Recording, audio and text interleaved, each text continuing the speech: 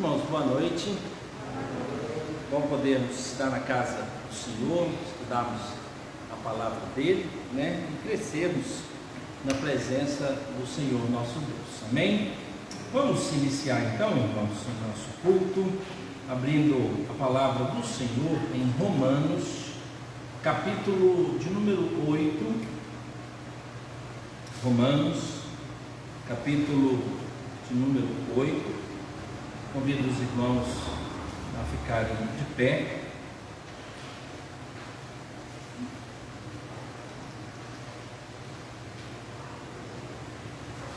Nós vamos ler do verso 18, verso 12, até o verso de número 30, na introdução do culto, e depois louvaremos o nome do Senhor.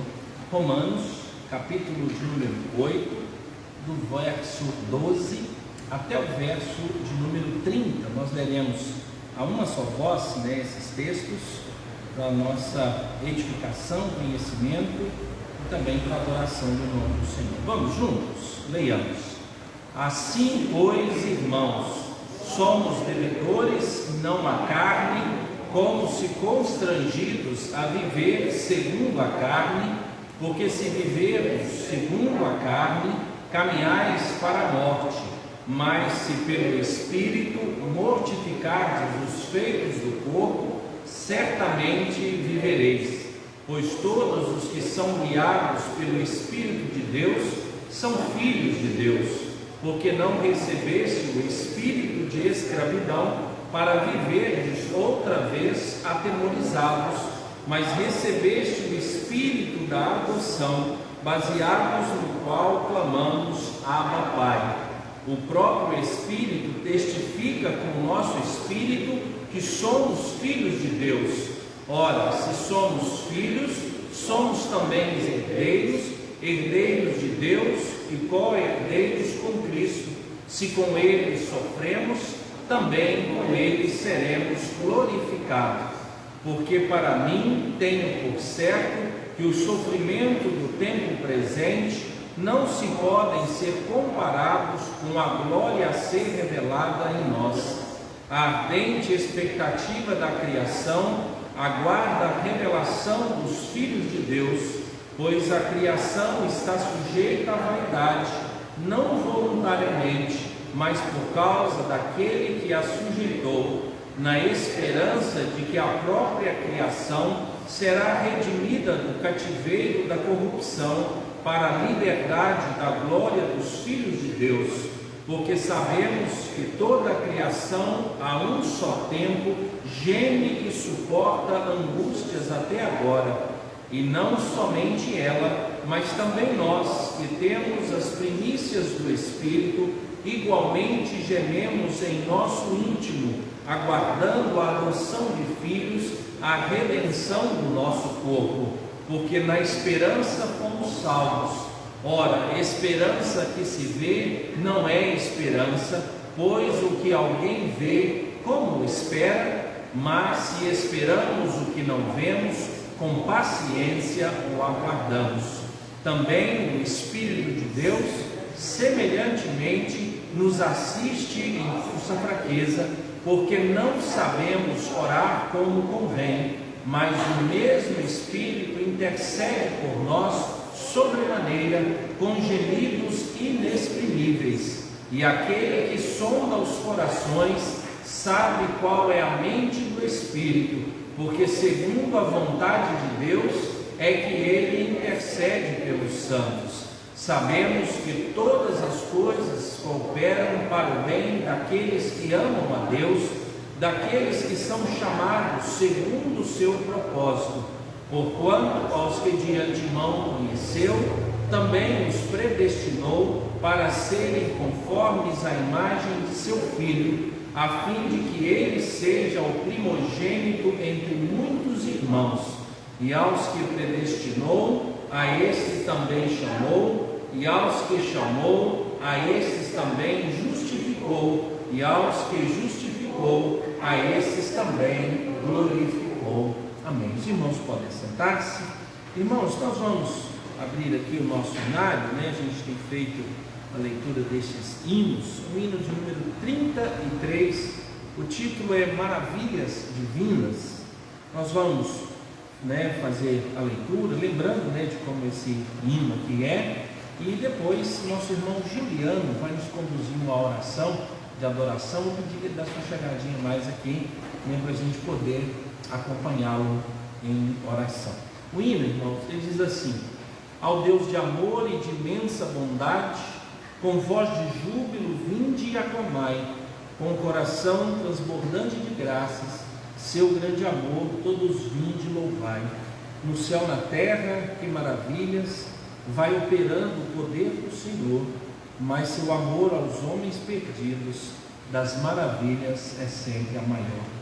Já nossos pais nos contaram a história de Deus falando com muito prazer, que nas tristezas, nos grandes perigos, Ele nos salvou com seu grande poder. Hoje também nós bem alto cantamos, que as orações Ele nos atendeu, seu forte braço que é tão compassivo, em nosso auxílio Ele sempre estendeu. Como até hoje e daqui para frente, Ele será nosso eterno poder, nosso castelo bem forte e seguro, e nossa fonte de excelso prazer. Vamos orar, irmãos. No céu, na terra, que maravilhas, vai operando o poder do Senhor, mas seu amor aos homens perdidos, das maravilhas é sempre a maior.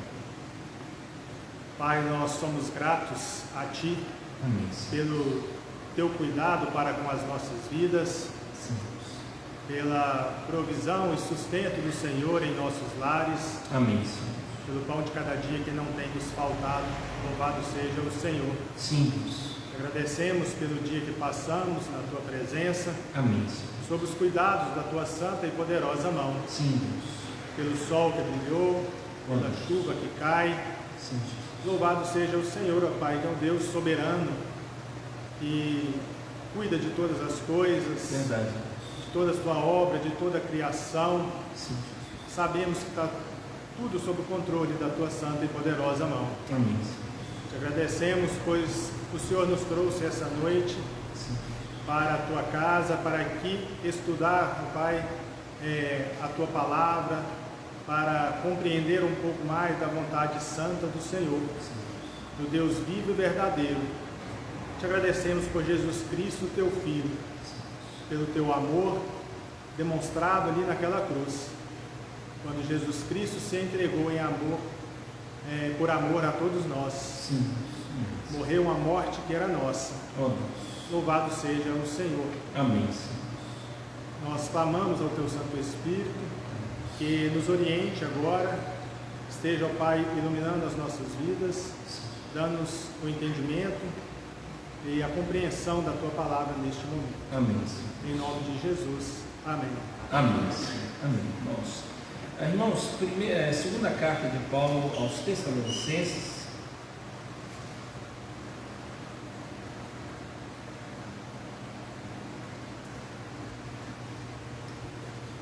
peguei errado, Timóteo, abri aqui, todo Tessalonicenses, mas é Timóteo, perdão.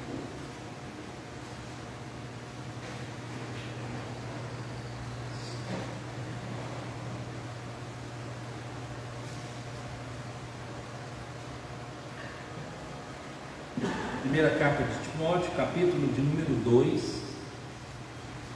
do verso 1 até o verso de número 3, diz assim: primeira carta de Paulo a Timóteo, capítulo 2, do verso 1 até o verso 3, diz assim: antes de tudo, pois, exorto que se use as práticas de súplicas, orações, intercessões, ações de graça, em favor de todos os homens, em favor dos reis e de todos que se acham investidos de autoridade, para que vivam vida tranquila e mansa, com toda piedade e respeito.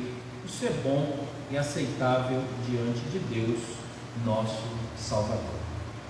O apóstolo Paulo dando orientação, daquilo que ele sempre deu, ele diz: a quem honra, honra, a quem glória, glória, a quem respeito, respeito. O apóstolo Paulo não está saindo, nem ele e nem Pedro, sobre reconhecimento do que são as autoridades, e que nós podemos influenciar essas autoridades, né, por meio das nossas orações, para que haja paz, né? E a gente está aí essa semana encerrando, né, todo esse momento de candidatura, né, as propagandas todas. Então hoje nós estamos há 4 dias, né? Então domingo, dia 15, nós vamos para as eleições, né? Nós temos que eleger prefeito, vereador e vice-prefeito, né? São 19 vereadores aqui na nossa cidade, e a gente então tem que colocar isso aí na presença do Senhor nosso Deus. Nós vamos orar todos, cada um vai curvar sua cabeça, orar, pedindo a Deus direcionamento para esse momento, pedindo a Deus que nos dê sabedoria para lidar com essas questões, nós especialmente, né, como crentes do Senhor Jesus, entendendo as nossas responsabilidades. Depois eu estarei orando.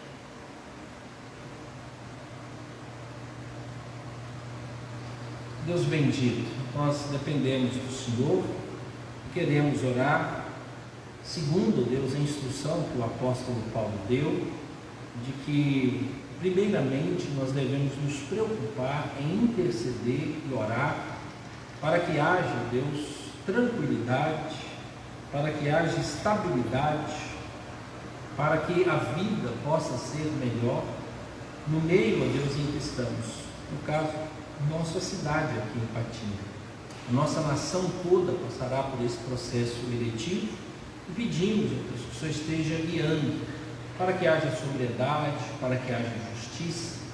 Sabemos, ó Deus, que podemos utilizar técnicas para poder avaliar, mas temos, ó Deus, plena convicção, ó Pai, que vai depender do caráter, ó Deus, daquele que será eleito. Muitos, ó Deus, podem fazer com que todo esse processo, Deus, seja um processo ilegítimo, utilizando, Deus, de meios inadequados.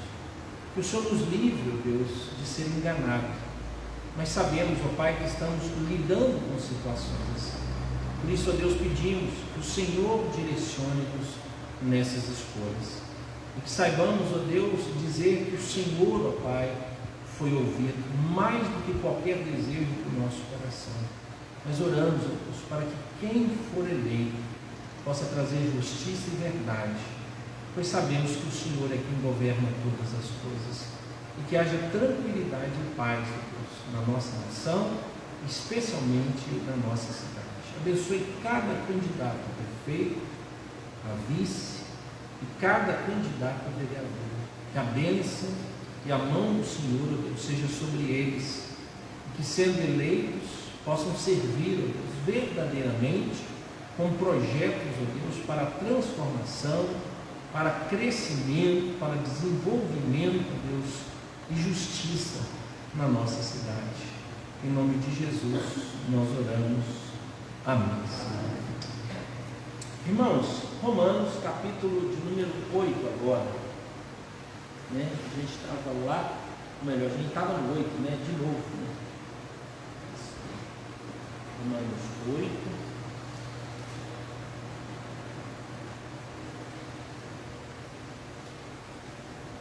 Romanos 8.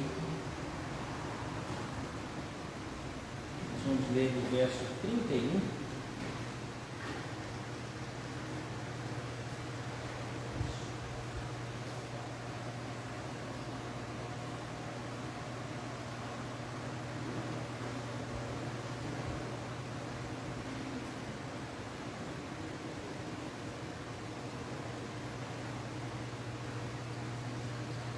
Desapareceu aqui o arquivo. Achei.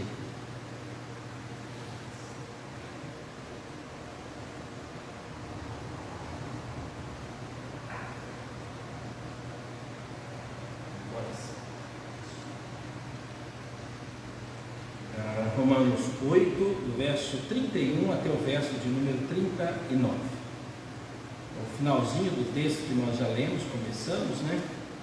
E aqui a gente está no término do capítulo 8. Diz assim, capítulo 8, do verso 31 até o verso 39, né? É um hino, nós cantamos muito isso aqui e a gente aguardou no coração. Diz assim: que diremos, pois, à vista dessas coisas? Se Deus é por nós, quem será contra nós? Aquele que não poupou o seu próprio filho, antes por todos nós o entregou, porventura não nos dará graciosamente com ele todas as coisas? Quem intentará acusação contra os eleitos de Deus? É Deus quem os justifica. Quem os condenará? É Cristo Jesus quem morreu, ou antes quem ressuscitou, o qual está à direita de Deus e também intercede por nós. Quem nos separará do amor de Cristo? Será tribulação, ou angústia, ou perseguição, ou fome, ou nudez, ou perigo, ou espada? Como está escrito: por amor de ti somos entregues à morte o dia todo. Fomos considerados como ovelha para o matador. Em todas essas coisas, porém, somos mais que vencedores, por meio daquele que nos amou. Porque eu estou bem certo de que nem a morte, nem a vida, nem os anjos, nem principados, nem as coisas do presente, nem do porvir, nem os poderes, nem a altura, nem profundidade, nem qualquer outra criatura poderá separar-nos do amor de Deus, que está em Cristo Jesus, nosso Senhor. Irmãos, a carta aos Romanos, né, é a carta de grande profundidade teológica. Do capítulo 1 até o capítulo de número 8 aqui, o apóstolo Paulo está informando que nós somos pecadores, todos estão, né, destituídos da glória de Deus. Nós necessitamos de fé em Cristo Jesus para que sejamos salvos. E ele explica como é que Cristo Jesus morreu na cruz e como ele justificou aqueles que têm fé nele. E o capítulo final, né, que nós encontramos aqui, o capítulo de número 8, que é chamado o capítulo do Espírito Santo, né? Se você der depois uma lidinha, você vai ver que o capítulo 8, ele todinho fala da obra do Espírito Santo na nossa vida. E aí a carta, né, que Paulo escreveu, daí a pouco no capítulo 9, ele vai falar sobre o processo de eleição, né, seja ele nacional, mas ele tem esse aspecto aqui onde entra a vida, né, de duas crianças, e aí a gente encontra essas informações sobre o peso da soberania de Deus quanto à eleição, né? E esse texto final aqui, irmãos, ele fala da certeza que deve haver no nosso coração sobre a redenção e sobre a salvação, como é que funciona, né? Então, existem dois modos de você ver Jesus. Existe o modo de você ver Jesus tendo morrido na cruz para possibilitar a salvação do ser humano, né? Eu acho que essa é a mensagem que a gente mais ouve. E é comum a gente, se a gente não prestar atenção, é comum a gente responder, né? As pessoas perguntam assim: como é que eu posso ser salvo? E aí você responde assim: não, você tem que crer no Senhor Jesus. Isso. Mas como assim? Jesus morreu na cruz para que pudesse então dar a você a possibilidade de escolher Ele ou não. O mais comum.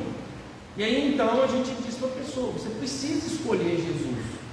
Eu disse: mas por que eu preciso escolher Jesus? Porque esse é o modo. Jesus já fez tudo o que precisava fazer por você. Agora a única coisa que você precisa fazer é o quê? Escolher Jesus. Você escolhe Jesus e aí então você é salvo, né? Essa é a mensagem que a gente ouve. Essa é a mensagem que é mais proclamada. Só que quando nós lemos as Escrituras, a informação precisa mudar um pouco. Por quê? Porque se Jesus morreu por todas as pessoas, ou por cada pessoa, o sangue dele foi derramado em vão. Chegou uma hora que ele disse assim: Jesus então morreu na cruz na possibilidade de ninguém ir para o céu. porque depende então única e exclusivamente de o quê? Da vontade do ser humano. Mas a gente acaba não querendo conceber isso. Mas a possibilidade é essa: o ser humano com coração duro, ele quer Jesus, segundo as Escrituras, não. Então a possibilidade é aquilo que nós não concordamos. Quando Jesus morreu, ele morreu especificamente pelos seus. Só para vocês terem essa ideia, Cristo Jesus, ele morre pela igreja. Cristo Jesus veio ao mundo e ele carrega no nome dele. Quem é Jesus? Jesus é o Salvador do pecado do povo dele. Ele vem remir o povo dele dos pecados deles. Então nós não atribuímos, a ideia da possibilidade de ter Jesus morrido na cruz e perder qualquer pessoa por quem ele morreu. Onde é que nós encontramos isso? Está no fato da eleição, da escolha de Deus. A gente chama de eleição e predestinação. Onde nós encontramos? Então, quem é que vai responder ao sangue de Jesus? Jesus não vai perder uma gota sequer do seu sangue, e ele vai ter uma morte muito clara, muito específica. A morte de Jesus é suficiente para salvar o mundo inteiro? Sim, mas ela vai ser eficiente apenas para aqueles por quem ele morreu. A Bíblia chama esses de eleitos. Onde nós encontramos? Verso de número 29, capítulo de número 8, ele diz: porquanto aos que de antemão conheceu, também os predestinou para serem conformes à imagem de seu Filho, a fim de que ele seja o primogênito entre muitos. E aos que predestinou, a esses também chamou, e aos que chamou, a esses também justificou, e aos que justificou, a esses também glorificou. Veja que não tem aqui ideia nenhuma de que alguns que foram eleitos ou predestinados não foram justificados. Ele diz aqueles, então ele não diz todos, porque senão, irmãos, Jesus ou Paulo conversaria assim: porque Jesus morreu por todos e todos serão chamados. E aqueles então que aceitarem serão justificados, e sendo justificados, então eles serão glorificados. O texto não diz isso. O texto diz de um chamamento, mas ele chama a quem? A quem ele antes predestinou.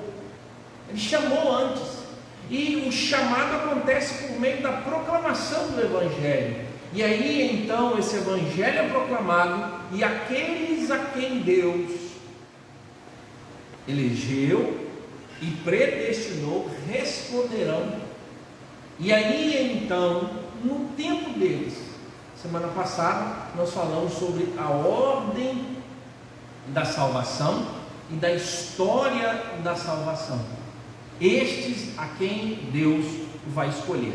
Então é muito comum, irmãos, termos muita dificuldade de aceitarmos esse princípio, de que Cristo Jesus morreu especificamente pelos seus, e somente, única e exclusivamente pela igreja. Cristo Jesus não morreu por todos, Cristo Jesus morreu pelos seus. Por isso então o processo da eleição acontece. Nós vamos ler aqui só para a gente poder estar mais próximo do texto onde nós estamos falando.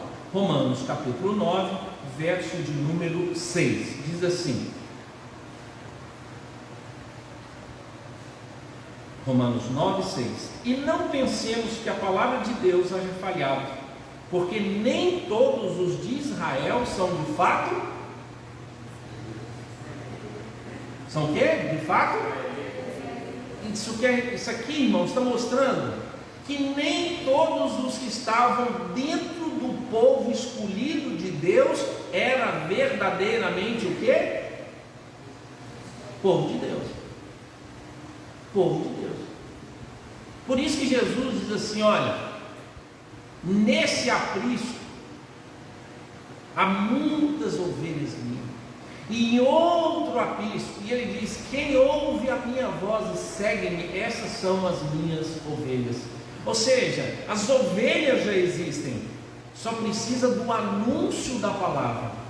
E aí então a proclamação é que traz essa. Aí ele narra assim, ó: nem por serem descendentes de Abraão são todos seus filhos, mas em Isaque será chamada a tua descendência. Isso é, estes filhos de Deus não são propriamente os da carne, mas devem ser considerados como descendência os filhos da promessa, porque a palavra da promessa é essa: por esse tempo virei e Sara terá um filho, e não ela somente, mas também Rebeca, ao conceber de um só Isaque, nosso pai.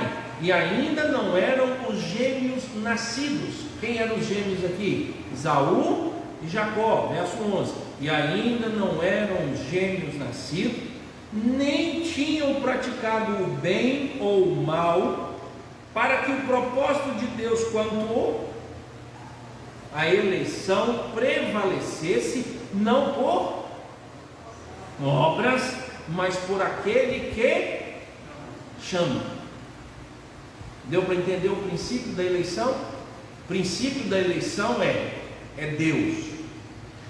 Todo mundo andando no povo de Israel, Deus, nem todo mundo aqui é meu, mas eles são descendentes de Abraão. Aí ele diz: mas nem todos da carne são da espiritualidade também. E aí ele diz assim: quer ver como é que acontece isso? Aí tem uma explicação, uma ilustração. Até então essa ilustração não existia, mas o apóstolo Paulo vai explicar sobre a eleição, a escolha. Então, eleger é você escolher alguém, então você separa alguém. Predestinar é dar um fim para isso que você escolheu. Então eu pego esse notebook aqui e separo ele, tem 20 aqui, eu pego esse, e aí então eu digo: esse aqui vai para a sala tal. Então eu elegi esse, escolhi, não é? E fiz o que? Dei um fim para ele. Mas aqui diz que eu dei um fim antes. Eu não esperei encontrá-lo lá, eu o enviei para lá. Então, para que a eleição existisse, ou para que as pessoas pudessem entender a prevalência da eleição, ele conta um episódio. Ele poderia ter contado outros episódios. Por exemplo, por que é que Deus chama Abraão? Poderia ter chamado outras pessoas, mas ele chamou quem? Abraão, porque entende que faz parte dos escolhidos. Mas aí ele conta a história, para que a gente pudesse agora sentir na pele como funciona esse processo de eleição. Ele diz assim: olha, os meninos não eram ainda de consciência, nascidos, ou seja, no ventre materno. Esses meninos ainda não tinham praticado nem o bem e nem o mal. Ou seja, eles não tinham praticado obra nenhuma, mas Deus de dois escolheu um.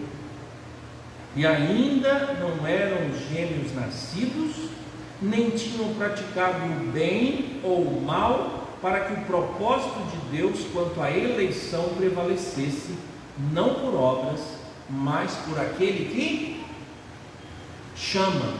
Quem é? A quem Deus chama, irmãos? Segundo Romanos 8, verso 29, diz assim: porquanto aos que de antemão conheceu, conhecer aqui, irmãos, é amar, tá? Eu só explico. Lembra que Maria e José não se conheceram? Por quê? Porque eles estavam ainda envoltos ao noivado. O não se conhecer aqui, irmãos, não quer dizer que José não sabia quem era Maria, que Maria não sabia quem era José. Eles sabiam, só que eles ainda não haviam tido o quê? A finalização do casamento, que é o ato sexual, que para muitos é uma declaração de amor. Então, a consumação do amor. Então aqui, portanto, aos que de antemão conheceu, aos que amou antes, Antes, eles não tinham feito nada, e essas pessoas que não tinham feito nada, também os predestinou para serem conformes à imagem do seu Filho. Ou seja, Deus elegeu com amor, Ele amou. Eles tinham feito alguma coisa? Não, nem Isaac, nem Esaú, e nem Jacó, e nem eu, e nem você, ninguém. Foi lá antes da fundação do mundo. Ele nos amou. O amar aqui é o processo de eleição. Deus nos salva por amor. Lembra semana passada que não é a questão, né? É Deus quem declara o seu amor e nos ama profundamente. É o amor de Deus para conosco, e a eleição está baseada no amor de Deus para conosco.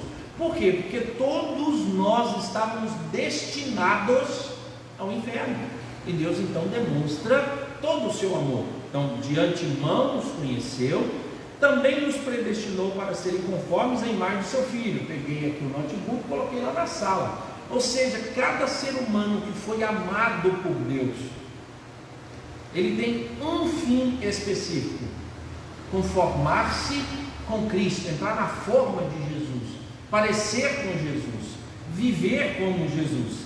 Lá em Efésios diz que é santidade. Filho, que ele seja o primogênito entre muitos irmãos, né? A gente até utiliza o termo que Jesus é o nosso irmão mais velho. Ele vem primeiro e nós entramos. Por isso nós somos herdeiros e co-herdeiros, herdeiros de Deus e co-herdeiros de Cristo. Verso 30: e aos que predestinou, a esses também chamou. Por que é que Deus chamou um dos gêmeos? Porque Ele elegeu em amor, Ele predestinou em amor, e chegou a hora. E Ele então chamou qual dos dois? Jacó. Você nunca chamaria Jacó, não? Jacó era o mais pilantra. Quem é que chamaria o Jacó? É a prova de novo de que a eleição de Deus não está por nossas obras, pelo que nós somos, pelo que nós fazemos, se somos bons, se somos melhores. Não é por isso. O verso de número 12 conclui para nós, né? Então Deus chama quem? Deus tem um convite a todos, mas quem vai responder esse convite? Essa que é. Então o Evangelho é pregado a todos, mas quem é que vai se arrepender? Quem é que vai reconhecer o poder e glória de Deus? Só os eleitos. Eu sei, irmãos, que a mensagem ela sempre trava. Eu só não posso negar o texto bíblico, né? A Bíblia fala sobre eleição, predestinação, chamar, justificar. Então nós estamos caminhando. Verso 12 diz assim: já fora dito a ela a mãe dos meninos, o mais velho será servo do mais moço, como está escrito: amei Jacó, porém me aborreci de Esaú. Os meninos tinham feito alguma coisa certa ou errada? Não. Os meninos tinham uma marca especial na testa? Não. Os meninos deveriam ser salvos porque eles eram netos de quem? Abraão. Eles eram filhos de quem? De Isaac, o filho da promessa. Mas agora o que a gente vê? A eleição se consumando, a eleição aparecendo. Lembra que também Abraão teve um outro filho? Como é que era o nome do outro filho? Ismael. Mas ele não era eleito, ele não fazia parte da promessa. E aí então Ismael é, nesse sentido, rejeitado. Deus fala para Abraão, não é Abraão que manda o menino embora, não, tá, irmão? É Deus que vai lá em Abraão, fala assim: Abraão, aquele menino, ele veio errado, vocês fizeram um negócio errado, e esse menino, ele vai dar trabalho, e esse menino precisa ir embora, porque o meu plano vai continuar.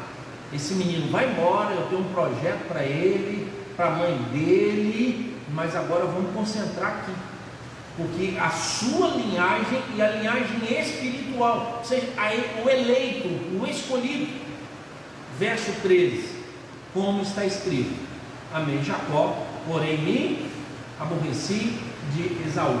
É muito comum, irmãos, eu acho que a versão King James que teve coragem de fazer essa tradução. A maioria das outras traduções preferem o aborreci. O que é aborrecer?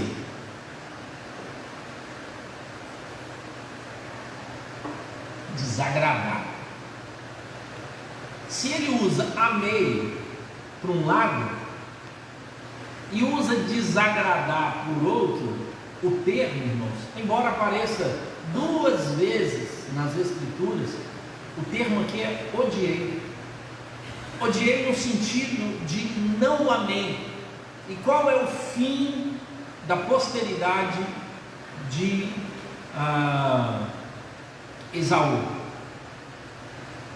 Tanto é, irmãos, que a Bíblia, no Novo Testamento, diz que aqueles que se alinham às coisas do mundo se alinham à linhagem de Esaú, à linhagem de Caim. Veja que tem esse grupo. Verso 14, que agora responde a pergunta que todo mundo faria, eu faço, mas eu sei que a Bíblia me traz a resposta, mas ainda a gente faz. Que diremos, pois? A injustiça da parte de Deus? De modo nenhum, pois ele diz a Moisés: terei de misericórdia de quem me aprouver ter misericórdia, e compadecer-me-ei de quem me aprouver ter compaixão. Assim, pois, não depende de quem quer ou de quem corre, mas de Deus, mas de usar Deus a sua misericórdia. A pergunta nossa é sempre essa, né? Mas sim, se Deus não quer usar a sua misericórdia, como é que funciona? Talvez a maior dificuldade, irmãos, é aceitar o que o texto bíblico diz, porque num certo sentido de razão, o que nós queremos? Ser livres. Essa ideia, eu escolho o que eu quiser, eu faço do modo que eu quiser. Só que quando eu leio o texto bíblico, especialmente num capítulo que fala sobre o amor de Deus, a eleição, a predestinação, a justificação e a glorificação, ele coloca um peso enorme no termo eleição. Veja que daqui para frente, ou do capítulo 8, ele não trata dos outros temas mais, ele só trata do tema eleição, predestinação, e ele trata justamente, então é um grande peso, né? Baseado na eleição, irmãos, nós sempre vamos afirmar que jamais Deus nos abandonará, ou seja, Deus salvará todos aqueles a quem Ele fez com que Jesus morresse na cruz derramando o seu sangue. Então, por quem Jesus morreu na cruz, o sangue surtirá o efeito. Se ele não faz parte do grupo eleito, predestinado, o sangue não tem efeito. Esse é o resumo de toda essa história. Agora, como funciona? Aquilo que quando a gente prega o Evangelho e prega a natureza do Evangelho, porque o Evangelho comum que nós vamos ouvir é esse da escolha. Você escolhe, você decide, você faz, porque nós emprestamos ao ser humano algo que nós não encontramos nas Escrituras, que é a vontade livre, ou que a gente chama de livre-arbítrio. Porque se ele está contaminado, e a Bíblia diz gravemente de como é que o ser humano está contaminado. O ser humano, ele não está enfermo. O ser humano, ele não está minimamente doente. O texto bíblico diz que o ser humano, ele está morto. Então ele não pode responder a essas coisas. E é só o Espírito de Deus que pode fazer isso, e o processo é por meio desse chamamento, dessa eleição. E aí vem a necessidade de nós entendermos o que passamos semana passada, que é o processo ou a ordem da salvação. E aí, se você tiver aí na memória ainda, a gente vai fazer a caminhada, daqueles 7 passos. Eu vou acrescentar um 8º passo hoje, para a gente poder lembrar, tá? Vou buscar aqui.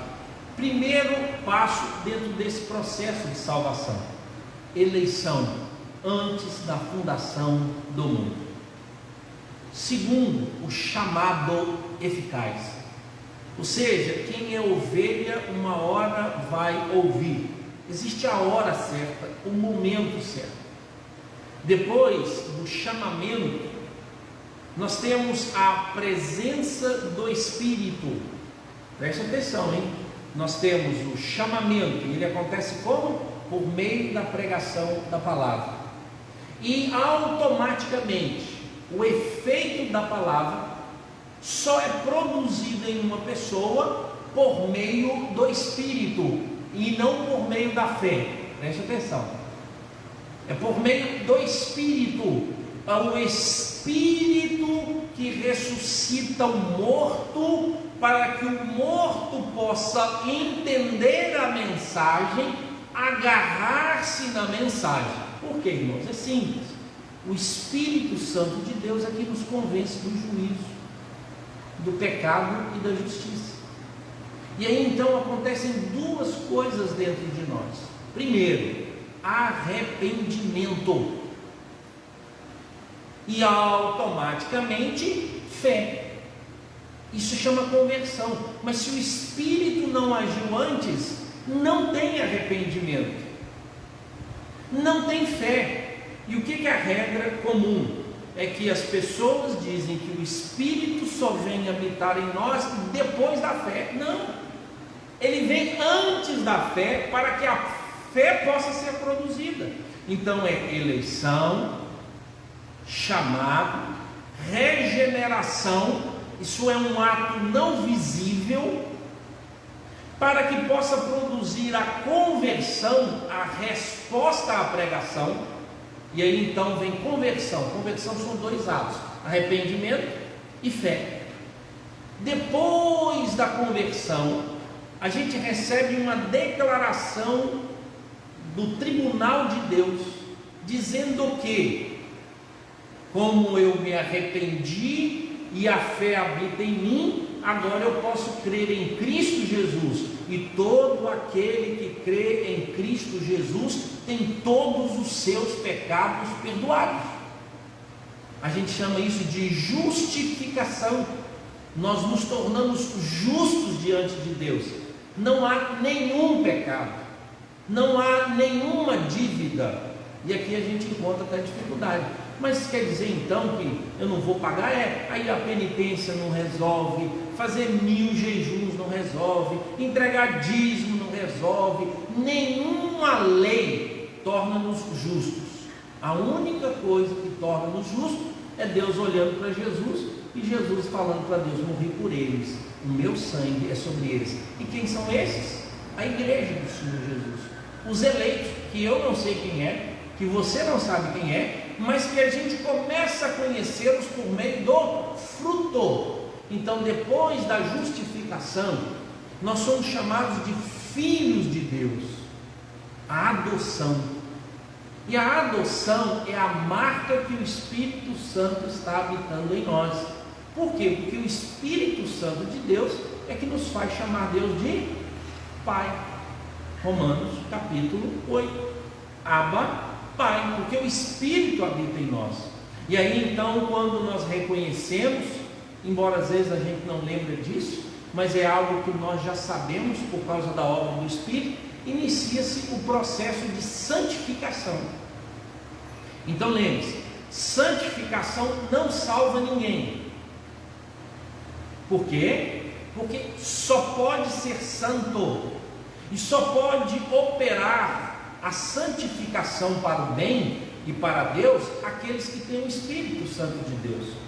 Pastor, e pessoas que não creem em Jesus, mas vivem uma vida boa? Eles só vivem uma vida boa, é uma vida correta. Isso não é processo de santificação. Por quê? Porque quem não tem Jesus não pode ser santo.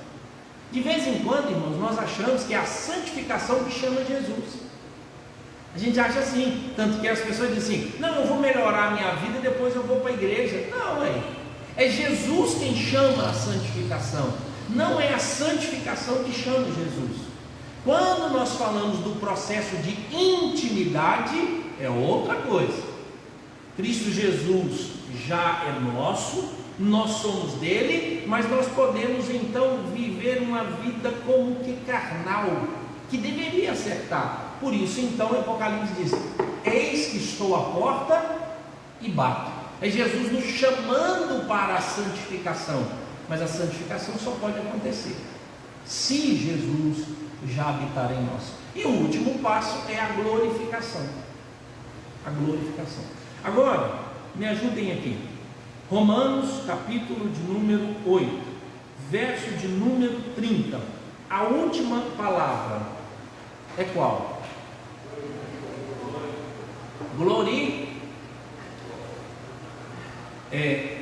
Hoje não é o fim de todas as coisas. Nós não estamos no céu, nós não estamos no novo céu e na nova terra. Mas o texto aqui diz que todos aqueles a quem Deus amou, Deus predestinou, Deus chamou, Deus justificou e Deus o quê? Glorificou. Ou seja, qualquer pessoa que creia em Cristo Jesus hoje tem o céu garantido.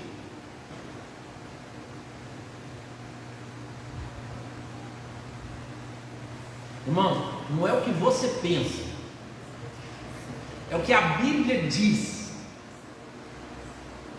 A Bíblia aí está dizendo: glorificará, ou diz glorificou? E o passado quer dizer o quê? Algo que já aconteceu. Lembra que eu falei? Ordem da salvação, história da salvação. Nós ainda não chegamos lá no novo céu e na nova terra, mas Deus já está lá?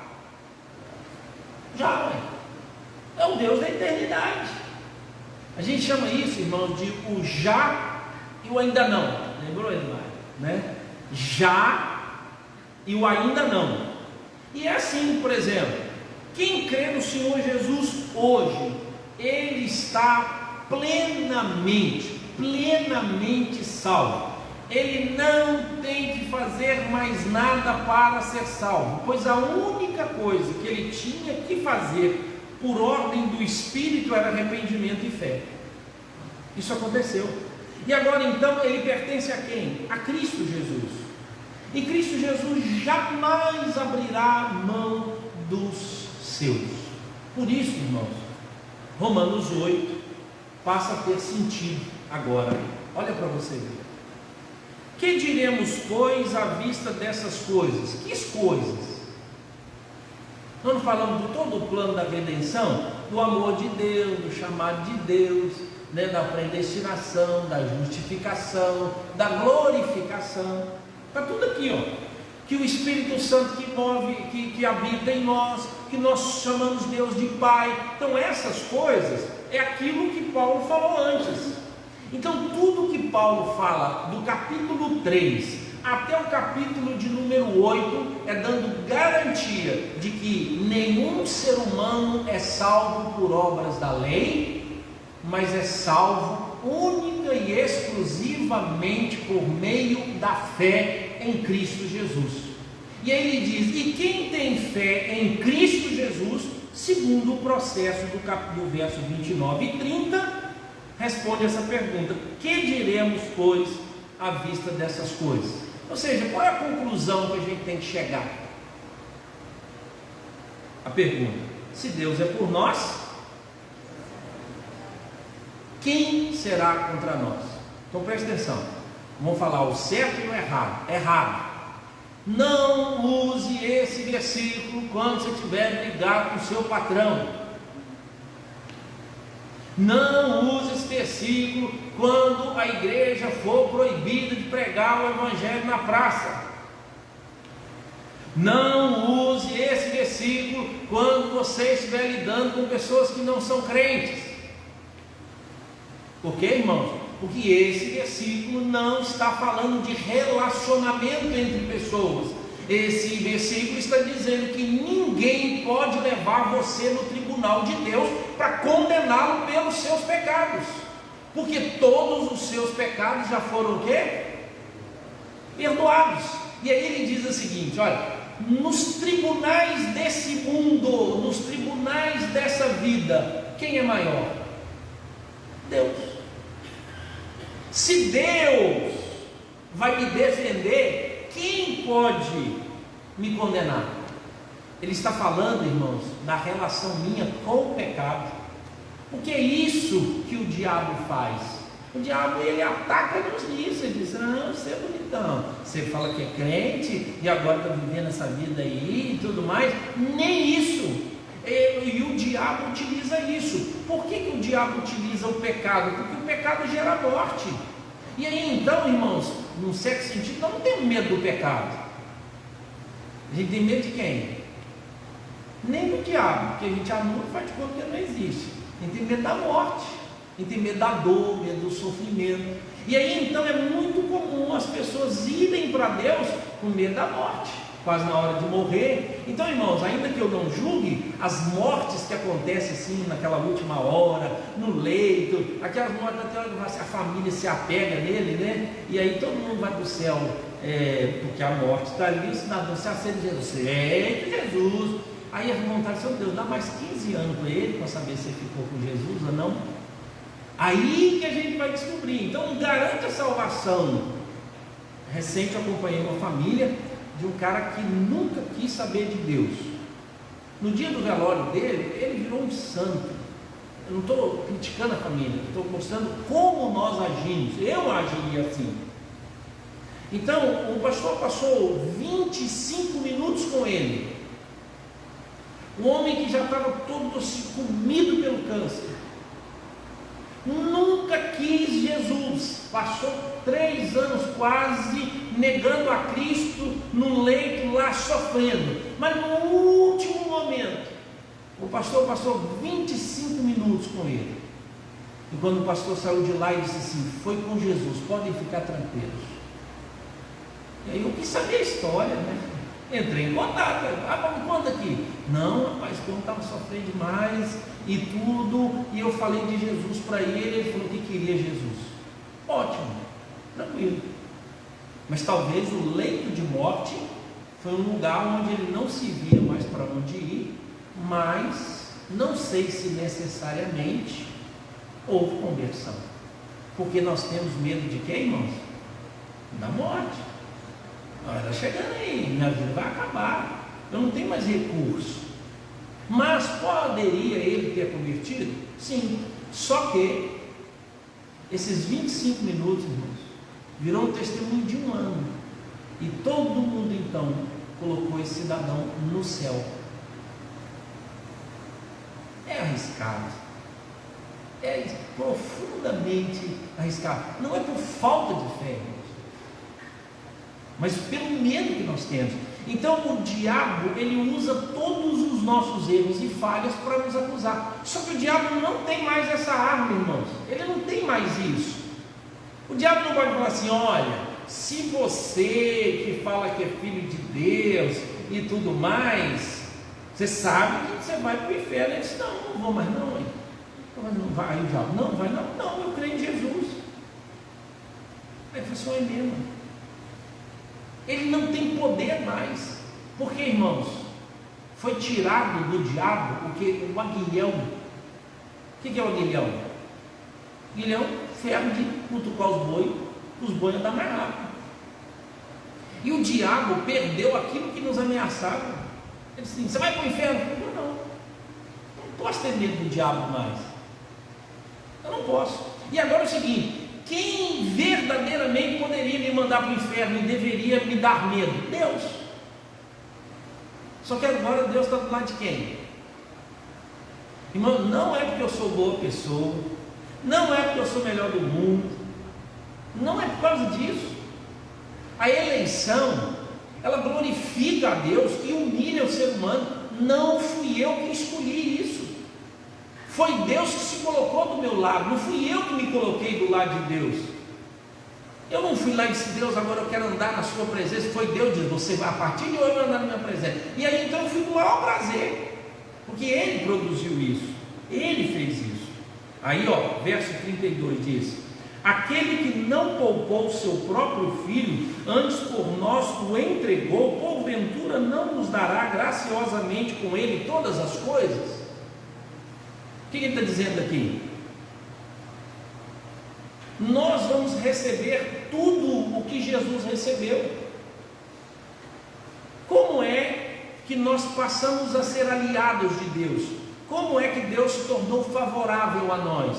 Pela morte. E agora preste atenção: se Deus matou o filho dele em nosso favor, por isso que ele vai dizer: todas as coisas cooperam para o bem daqueles que amam a Deus. E qual é o ápice de todas as coisas? A glorificação.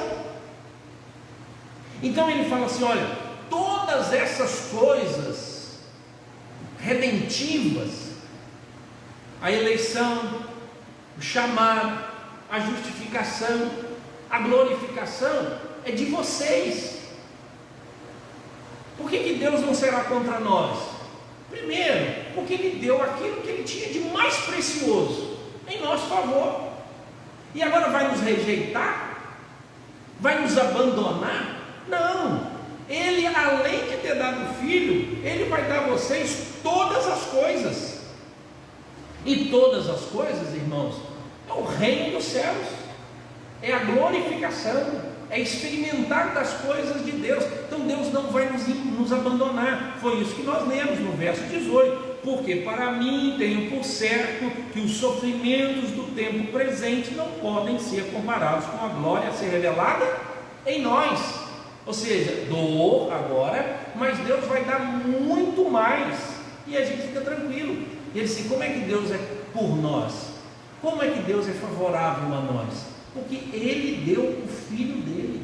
Não fui eu que peguei o filho dele, foi Ele que deu o filho dele em benefício. Se Ele pegou aquilo que Ele tinha de mais precioso e deu em nosso favor, quem é que se colocará entre nós e Deus no quesito redenção? Não.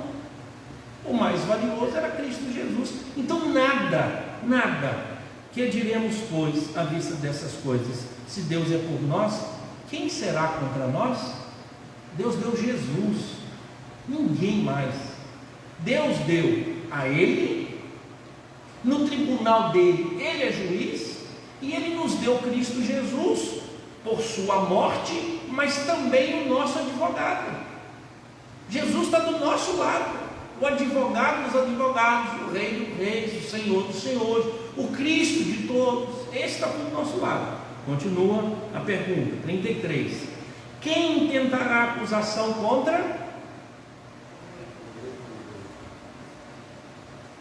contra os eleitos de Deus? Então, irmãos, tem os eleitos. Quem são os eleitos? Os eleitos são os nós, né? Daqui, que diremos, pois, à vista dessas coisas? Se Deus é por nós, quem são os eleitos? Nós quem? Paulo diz: aqueles que creem que pela fé somos justificados diante de Deus em Cristo Jesus. São esses. Os nós aqui não é todo mundo, porque alguém poderia ler essa Bíblia aqui e ele não crê em Jesus, e ele vai dizer assim: se diremos, pois, à vista dessa coisa, se Deus é por nós, quem será contra nós? Como? Aí eu pego o Brasil inteiro e falo assim: essa nação é do Senhor Jesus. Uma declaração positiva, tá? Eu estou fazendo aqui uma imitação, eu não penso assim, tá? Aí eu declaro que Ipatinga é do Senhor Jesus, Ipatinga é nossa. Tem um grupo evangélico que gosta muito de fazer isso, e agora é nosso. E aí ele vai ler esse texto: Que diremos, pois, à vista dessa coisa? Se Deus é por nós, quem será contra nós? Ou seja, quem vai ser contra Ipatinga? Se Ipatinga é do Senhor Jesus, se Ipatinga é do Senhor Jesus, somos nós. Aí ele põe quem crê e quem não crê. Então preste atenção, irmãos. Primeiro, aquele versículo lá que diz da nação, feliz a nação cujo Deus é o Senhor. O Brasil não é essa nação, tá, irmãos? O Brasil não é essa. Pastor, um montão de gente crente aqui, a nação brasileira não é cristã.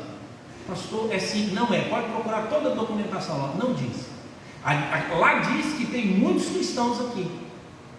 Porque esse texto, irmão, está falando da nação de Israel. A nação de Israel era exclusivamente teocêntrica, era Deus quem regia. Por isso, então, a declaração: feliz Israel, porque os outros povos não acreditam em Jeová. Aí ele diz: feliz a nação cujo Deus. Você pode ler o texto todo.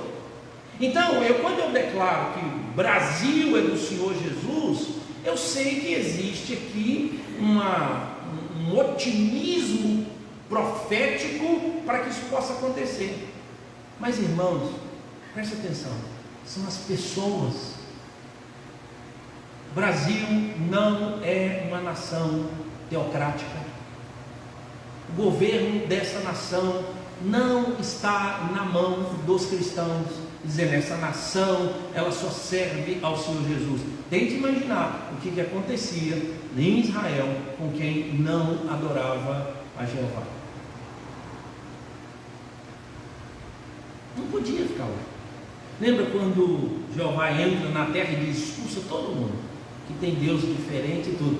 No nosso país não, mas aqui nessa nação existe um povo que tem Deus como Senhor. Aí é outra história.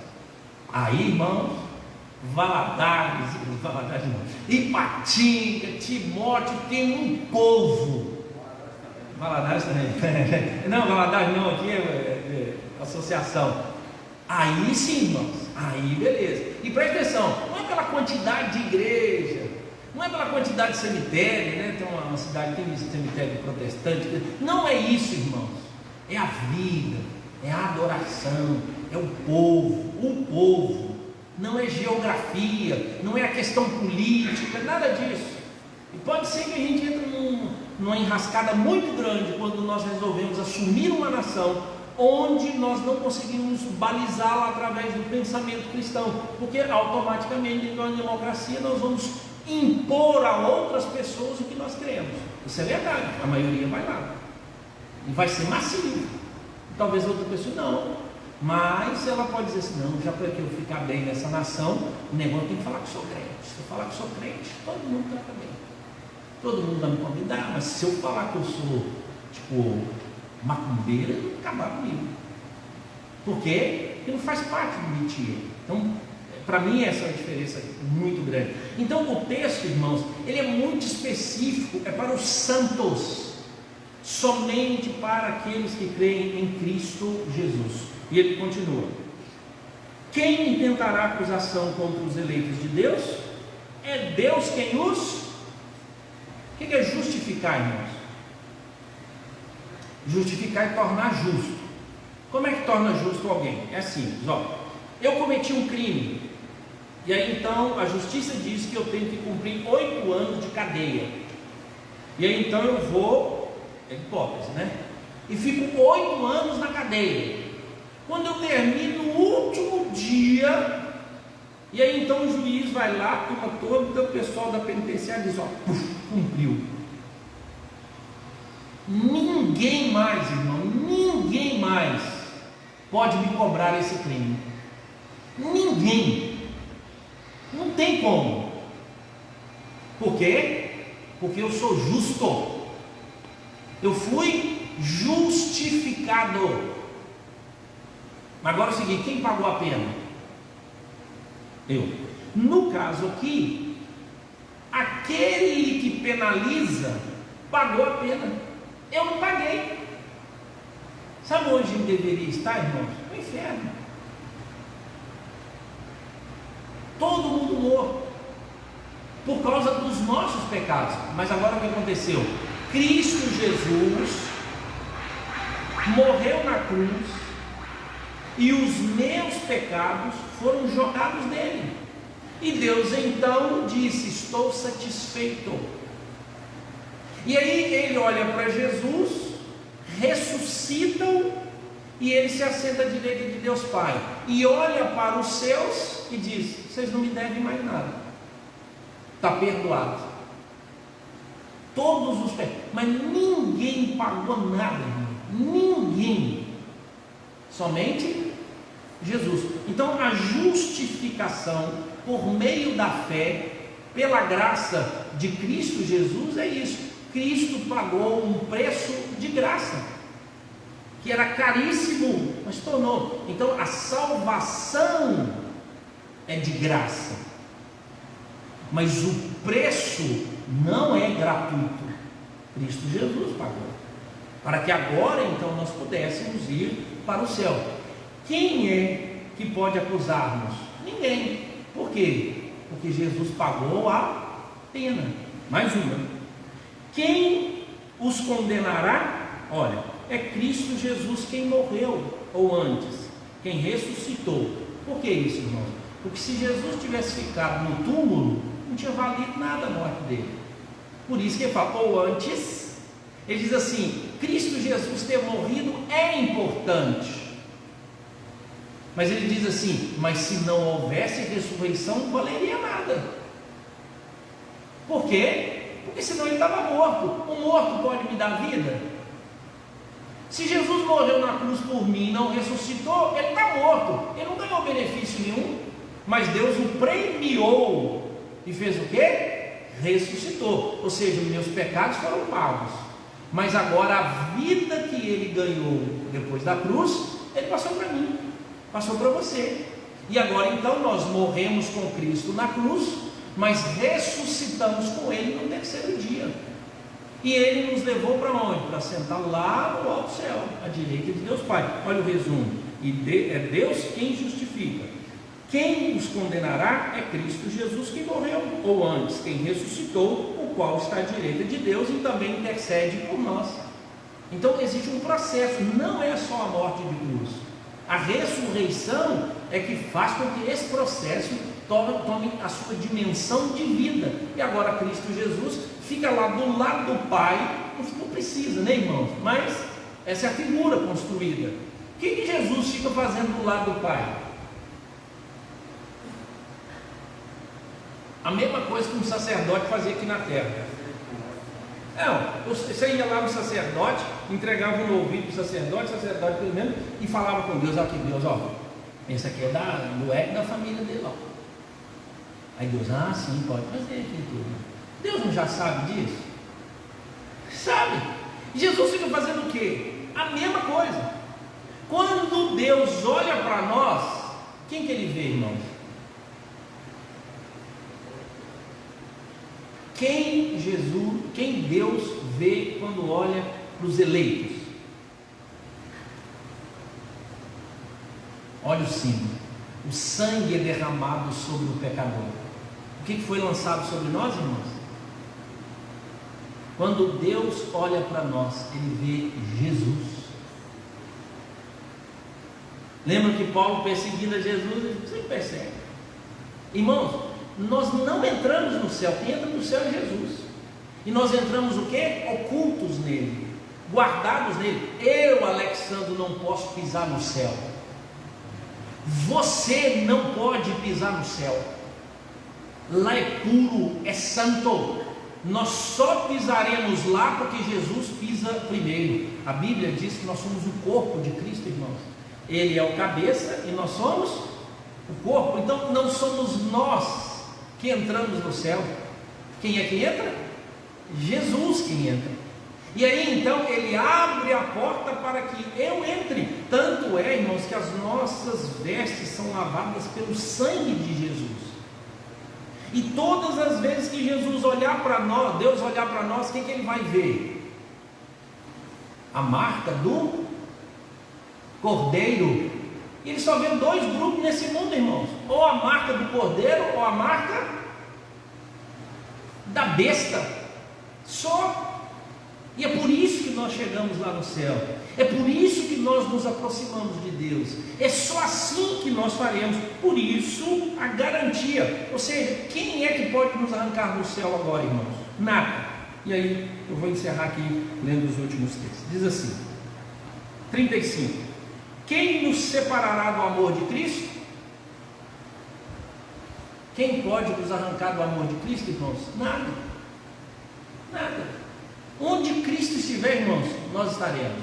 Foi essa a oração dele: Pai, dá-me os meus, para que onde eu estiver, eles também estejam. Então, irmãos, se Jesus subiu para o céu, nós estamos lá já.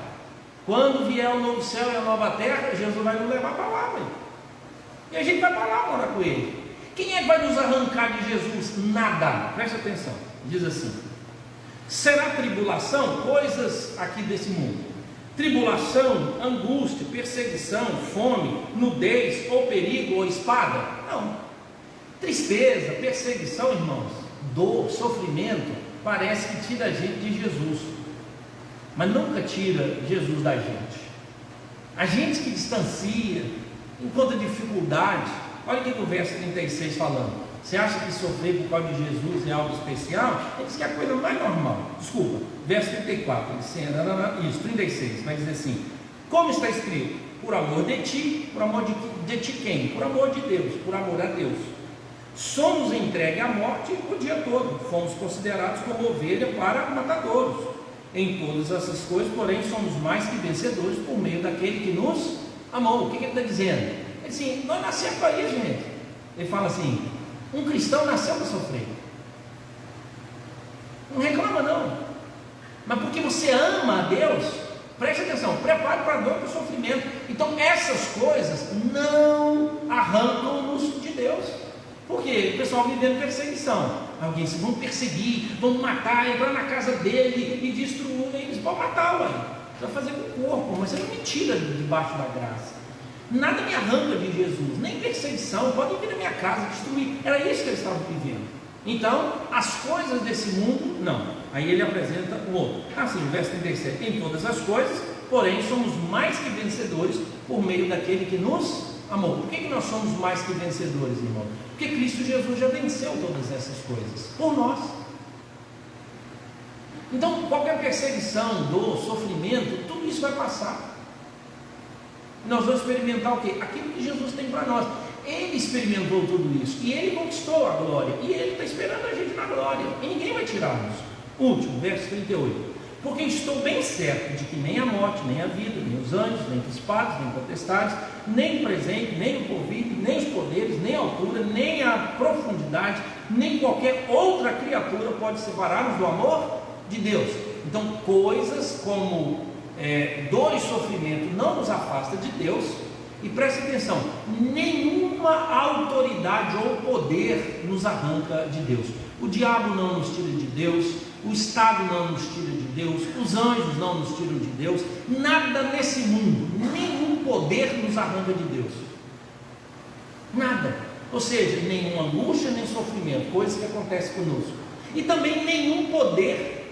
O que ele estava dizendo aqui, irmãos? Ele diz: nós somos filhos de Deus e ninguém nos arranca mais dele. Quais forças poderiam nos tirar da presença de Deus? Aí alguém então responderia, e talvez a gente não tenha essa resposta aqui, mas poderia. A única coisa, irmãos, que nos arranca de Deus chama-se pecado. Ah, pastor, eu concordo com o senhor. Isso mesmo, o pecado, ele faz separação entre nós e Deus. Por causa do pecado, Deus entrou em guerra conosco. Por causa do pecado, eu amo as coisas desse mundo. Mas se Jesus morreu na cruz por todos os meus pecados, o pecado hoje me tira da presença de Deus? Também não. Por quê, irmãos? Porque todos os meus pecados já estão perdoados, mas na nossa cabeça a gente age do contrário. A gente acha que a dor não nos tira do amor de Deus, e nem tampouco as autoridades, mas o meu pecado me tira. Então preste atenção, irmãos, para você não entender errado. Cristo Jesus morreu na cruz por todos os nossos pecados. Pecado agora, irmãos, não é um estado estado da nossa existência, é um acidente. Por que a Bíblia diz? A Bíblia diz: se confessarmos os nossos pecados, Ele é fiel e justo para nos perdoar os pecados e nos purificar de toda injustiça. O que é confessar, irmãos? Arrepender é uma coisa, confessar é outra. Olha mesmo? Confessar é uma coisa, arrepender, já viu os repórteres? Fulano, você que matou, você está arrependido? Não. Mas você acabou de confessar? Não estou arrependido não. Irmão, confessar é homologar, declarar que eu errei. O Espírito diz assim: errou, né, filho? Você errei. Agora presta atenção. Quando eu declaro que errei, o que vai acontecer na minha vida? Eu vou buscar arrependimento, tristeza, que só o Espírito pode produzir. E aí o texto encerra dizendo assim: não pequeis, irmãos, mas se porventura pecares, vocês têm um inimigo no céu, um advogado no céu. Irmãos, eu sei que para muitos é difícil aceitar isso, mas esse texto fala da nossa certeza de salvação e de que Deus jamais nos abandonará. Eu não falei hoje sobre o processo de santificação, eu falei sobre justificação e eleição, e a certeza de que nós estaremos no céu com Cristo Jesus. Semana que vem nós vamos falar sobre como pode um crente continuar vivendo a vida de pecado, sendo que Jesus morreu por todos esses pecados. Chama-se mortificação da carne ou vida de santidade. Amém? Vamos ficar em pé, irmãos? Vamos orar, pedindo a Deus que nos abençoe.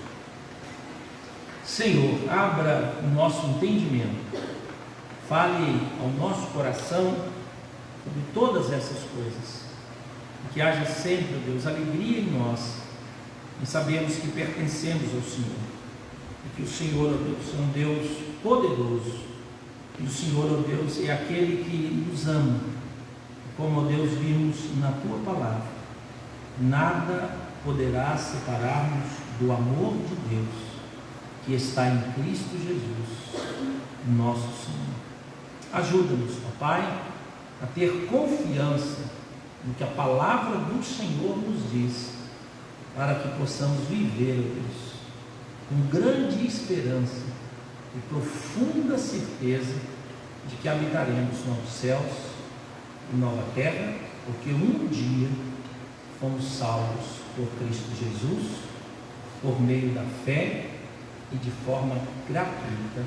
Em nome dele nós oramos. Amém. Irmãos, que Deus nos abençoe. Se você ainda não trouxe a sua contribuição da fralda infantil, traz sexta-feira, até o final de semana a gente vai estar recolhendo, tá joia? Que Deus nos abençoe.